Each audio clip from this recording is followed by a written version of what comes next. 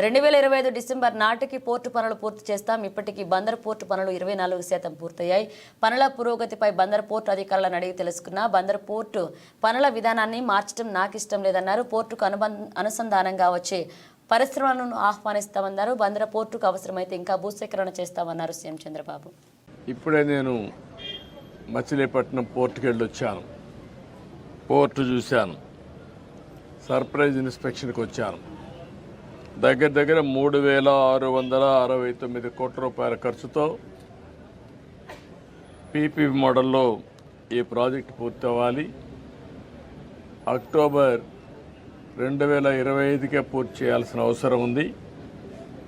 కానీ పనులు మాత్రం 26% ఇప్పటికి పూర్తయినాయి. 24% 865 కోట్ల రూపాయల వర్త్ పనులు పూర్తయినాయి. రేపు ఎల్లుండో డెవలపర్ పిలిపించి గట్టిగా చెప్తాను. చెప్పి ఎట్టి పరిస్థితుల్లో 25కు పూర్తయ్యేట్టుగా ఈ ప్రాజెక్ట్ని స్పీడప్ చేస్తాం. దీంట్లో కూడా నేను అక్కడ పోయినప్పుడు ఒక నోటు కూడా ఇచ్చారు, చూశాను. గవర్నమెంట్ ల్యాండ్ ఒక 32 ఎకరాలు ఇవ్వాలి. ఒక 6 ఎకరాల 36 సెంట్లు అక్వైర్ చేయాలి.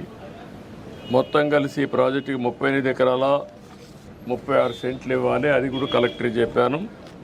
ఆ వర్క్ కూడా ఇమ్మీడియట్ కంప్లీట్ చేస్తారు. ఇది అయిన తర్వాత ఇక్కడ మొత్తం స్టార్టింగ్ 4 బర్తలు వస్తాయి.